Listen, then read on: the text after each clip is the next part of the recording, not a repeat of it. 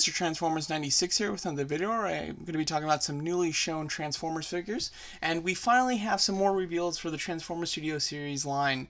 Was really hoping to see like a full display at San Diego Comic-Con. Unfortunately, they didn't reveal anything new, and I was very bummed about that for sure. Now we do have a couple of new ones, which is neat. But still a little lackluster in at least the quantity. However, there's some interesting figures here. Some expected, some unexpected, and let's talk about it.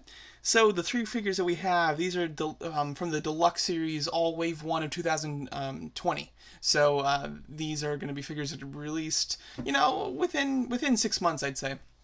Or, sorry, probably a little bit more than 6 months. Within like 7-8 months, we should probably have these. But the first one here is Soundwave from Dark of the Moon.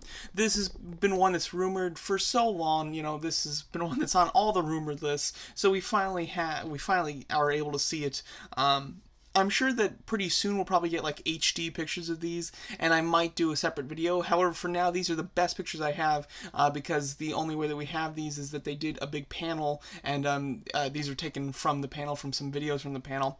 But I have to say that the Soundwave figure looks really nice. From what I can see, at least, it looks really good. Now, they kind of made a Soundwave from Dark of the Moon in the Deluxe scale. However, it was kind of canceled in the United States, so Hasbro canceled theirs. However, the Dakara one did come out overseas. I did purchase that and get it shipped out here because I really wanted it at the time. And, it's a nice figure. It's a little out of proportion, though. This one that we're seeing here is a lot better proportioned. And as you can see from looking at the one in the actual film, I think it's really nicely done, especially the chest, where he's got the big wide chest, thin waist, and then kind of thick, but not super long legs. That's very much the way that he should look. So I'm pretty happy with the overall design of that figure from what I can see so far. I think it actually looks like a much better, well-proportioned Soundwave, because we also got the Human Alliance Soundwave that came out for that series as well, which the upper half I think is great, but the lower half is way off. The legs are way too small, and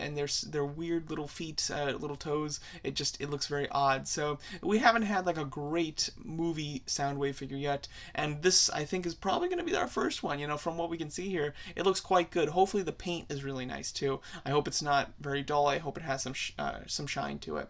Then the next one this is one I wasn't expecting. It's from The Last Night, and it's the World War II Hot Rod.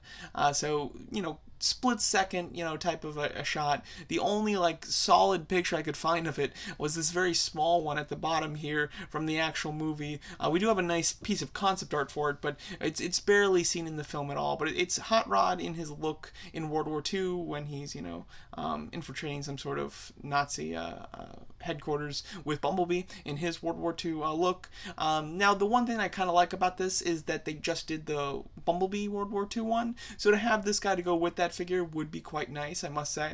However, on its own, I don't think it's super necessary. It looks alright. I will say that the figure looks a lot bulkier than the concept art looks, and even him in the movie. He's got a slim look in both the concept art and the movie shot, but he's very bulky as far as the toy looks.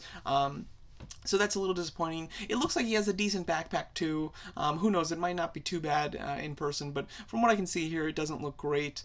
Face sculpt, it's way too hard to actually kind of see it. It's so kind of blurry in that shot. But overall, I think this is kind of like an okay figure. I don't know how many people are going to need this thing, unless you're just a huge Hot Rod fan, or you have the World War II Bumblebee and you think this will be cool to go with it. But for the most part, I don't think it's going to appeal to too many people. For myself, it's an easy pass. I wasn't a big fan of Hot Rod in general, and then I don't need his World War II look, which is barely in the film. Now the next one is very interesting. It's the Arcee Triplets, which is Arcee, Chromia, and Alita? Is that what they're saying? I thought it was like Etna 1 is what some toys called it, but at least on this image, it seems to not be calling it that. But this is an interesting set because it is all going to come together in a pack.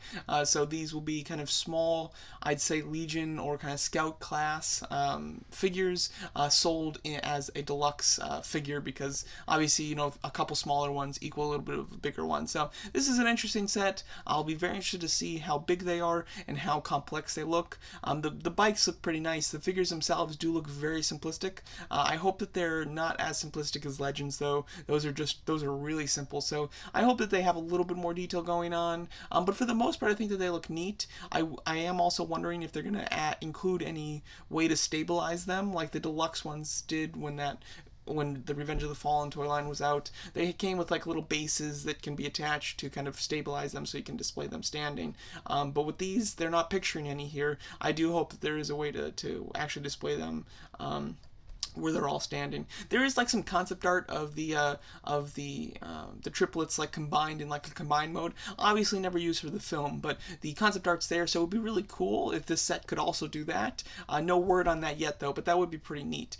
So those figures, I do think that I'll get them, unless they just are super simplistic. If they're like really simple and just kind of stupid looking and basically just Legends in a deluxe set, I probably won't get them. But assuming that they're better than Legends, they're a little more like a Scout class set, then I'd be very much interested in it. So I've got a kind of like a maybe with the triplets. I've got a no with the World War II Hot Rod, and I've got a hell yes with the Soundwave. So interesting figures that they did show. I'm hoping that we'll see some more, and some more in some different scales as well. And what I'm really hoping, or crossing my fingers for, is more Constructicons, which obviously have been confirmed, but we still have like 4 more to see. And then Soundwave, sorry, not Soundwave, we have Soundwave. Shockwave, that's the big one that I'm really hoping that we'll get pretty soon. But there you go, that's my thoughts on these new Transformers Studio Series figures shown for the Deluxe Wave 1 of 2020. Let me know what you guys think of these figures, and thanks so much for watching.